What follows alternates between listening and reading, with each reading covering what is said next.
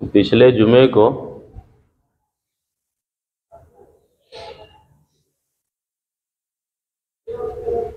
तीजा, 10वां, 20वां, 40वां पर गुफ्तगू हुई थी और जहां तक मेरे समझ में आया कि वो आप लोगों के समझ में आ गया था। जब जरूरत पड़ेगी इससे मजीद भी समझाया जाएगा, मगर जहां तक बात हुई थी आप लोग समझ गए थे। मुझे जहां तक उम्मीद है आप लोगों की मुस्कान से महसूस हुआ था उस वक्त।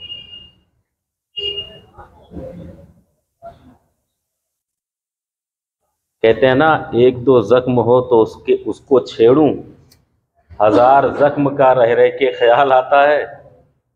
क्या क्या कमियां हमारे अंदर नहीं है यार।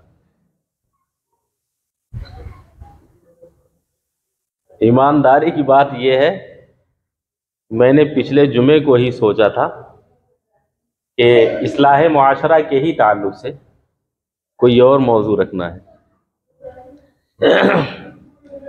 मगर जब वक्त आ पहुंचता है ना, तब तक मौजू बदल जाया करता है।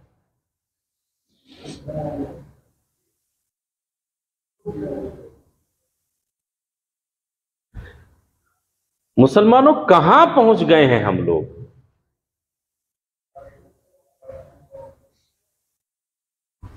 लोग कहते हैं हमें मालूम नहीं। क्या नहीं मालूम है?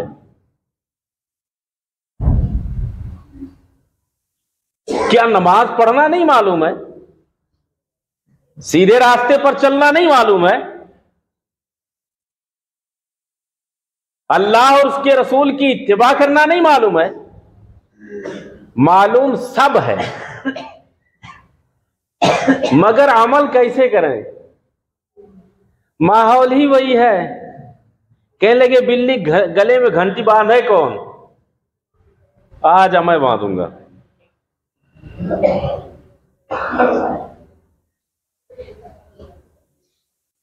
आज इसी इस्लाह पर, इस्लाह मुआशरा पर कुछ गुफ्तगू करते हैं, जो हमारे इस पुरफतन दौर में, हमारे माहौल में नमाज पढ़ना फर्ज जानते हैं, मगर इस पुरफतन दौर में शादी ब्याह के मौके पर वो हराम काम करना अपने आप पर इतना लाजिम कर लिया है कि नमाज तो छूट जाए मगर वो हराम काम नहीं छूटना चाहिए। ऐसा माहौल बन गया है। आइए सबसे पहले दरूद पाक पढ़ते हैं। सल्लल्लाहु अलैहि या रसूल अल्लाह वसल्लम अलैका या हबीब अल्लाह, सल्लल्लाहु अलैका या रसूल अल्लाह वसल्लम अलैका या हबीब अल्लाह, सल्लल्लाहु अलैका या रसूल अल्लाह वसल्लम अलैका या हबीब अल्लाह, सल्लल्लाहु तआला अलैहि वसल्लम। आज के वक्त में कौन नहीं जानता झूठ बोलना गुनाह है? कौन नहीं जानता चुगलखोरी करना गुनाह है? कौन नहीं जानता कि माँ बाप की नाफरमानी गुनाह है? कौन नहीं जानता नमाज छोड़ना गुनाह है? कौन नहीं जानता गाने सुनना हराम है? कौन नहीं जानता ढोल बाजा हराम है? कौन नहीं जानता कि अपनी शादियों में कंजरियों को बुला करके नचवाना हराम है, मगर उसके बावजूद भी बुला करके नचवाना? अल्लाहू अकबर। हम कहां पहुंचे हुए हैं? बच्चे नहीं मानते हैं जी। ले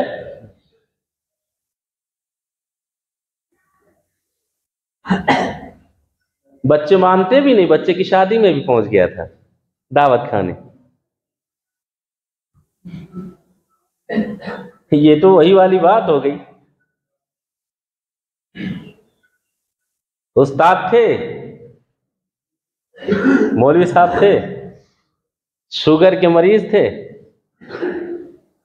गोश्त खाना उनके लिए बेहतर नहीं था, नुकसान कर जाता। दावत में पहुंचे, कहने लगे गोश्त नहीं खाऊंगा। अब किसी के यहाँ मेहमान बन के जाएंगे तो मेहमान तो जबरदस्ती कहेगा थोड़ा सा ही खा लें, अगर चलो गोश्त नहीं खा रहे हैं सालन ही खा लें। तो जब वो सालन की बात की, कहने लगे अच्छा सालन ही डाल दो थोड़ा सा। वो सालन डालने लगे, चम्मच में एक बोटी गोश्त आया, कहने लगे जो आ रहा आने दो। एक बोटी आया, दो बोटियां, पूरी प्लेट भर ली।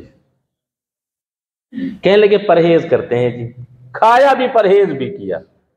बेटा मान भी नहीं रहा है, उसका रिश्ता भी लगाया, बेटा मान भी नहीं रहा है, बारात भी लेके गया, बेटा मान भी नहीं रहा, निकाह भी पढ़वाया, बेटा मान भी नहीं रहा, अपने घर में रखा, बेटा मान भी नहीं रहा है, अपनी औलाद तस्लीम कर रहे, बेटा मान भी नहीं रहा है। उसी के गुनाह में खुद को मुलव्विस करके वो भी जहन्नमी और खुद भी जहन्नमी।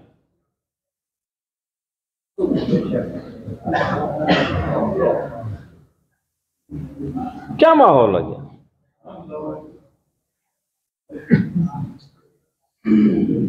ये मालूम है क्या होता है? मैंने 3-4 जुमा पहले मैंने आप लोगों को बता दिया है, गालिबन 1 महीना से ज्यादा हो गया, कि जब अपनी औलादों को बचाना है तो उनकी तरबियत सही होनी चाहिए। जवान होने के बाद कोई नहीं मानता है। जब बच्चा तरबियत लायक का होगा उस वक्त सिखाओगे, समझ जाएगा। बच्चा जवान हो गया, वो दूसरा रास्ता पकड़ लिया, फिर उसके बाद कहोगे बेटा नमाज पढ़ा करो, कहेगा बचपन से सिखाया होता तो आज नमाज पढ़ता।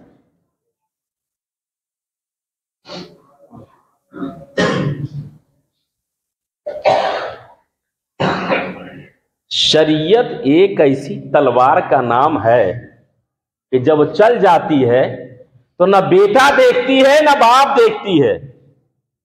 हजरत अबू बकर सिद्दीक के बेटे एक मौके पर मस्जिद नबवी में बैठे हुए थे, कहने लगे अब्बा हुजूर, एक जंग थी, जिस जंग में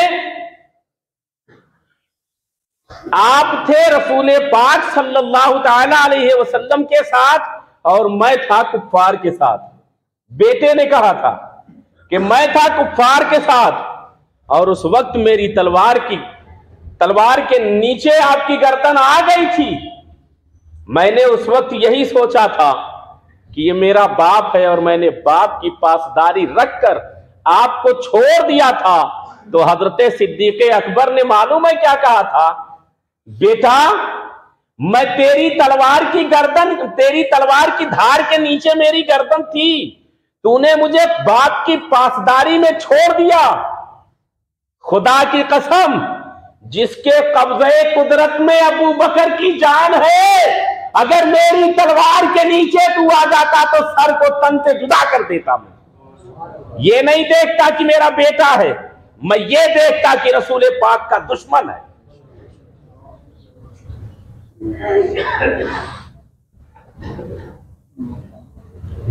और आज हम रिश्तेदार हैं, क्या करें, जाना पड़ेगा। यार हैं, यार दोस्त हैं, जाना तो पड़ेगा। क्यों जाना है भाई? कोई जहन्नम में जाने की दावत देगा तो आप जाएंगे।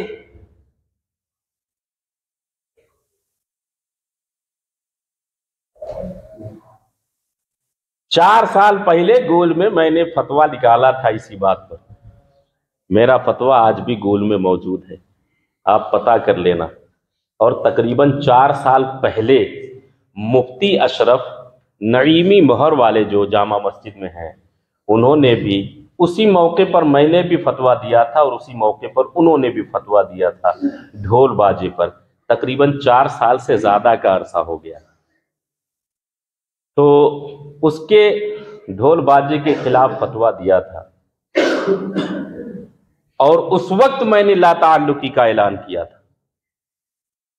अगर कोई बजा लिया और उस पर अकड़ गया, ना जी हम तौबा नहीं करेंगे। और ऐलानिया तौबा है जनाब, ऐलानिया तौबा है।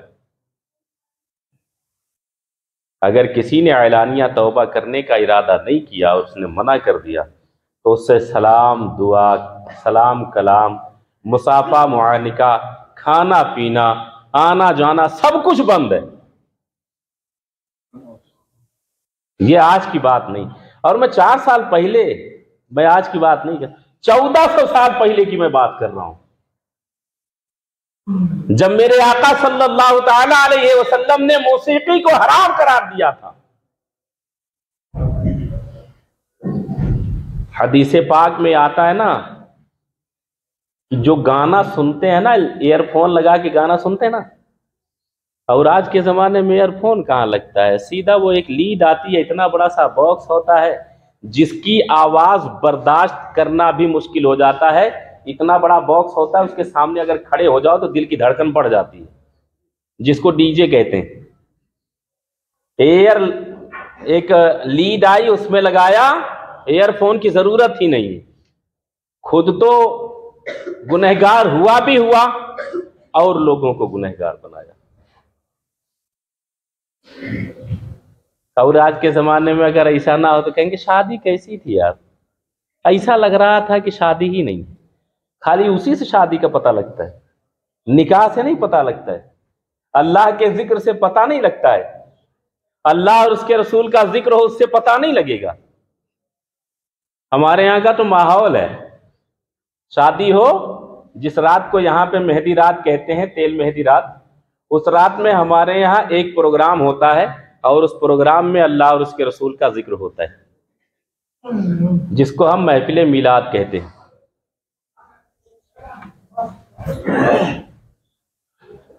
ये मालूम है क्यों होता है?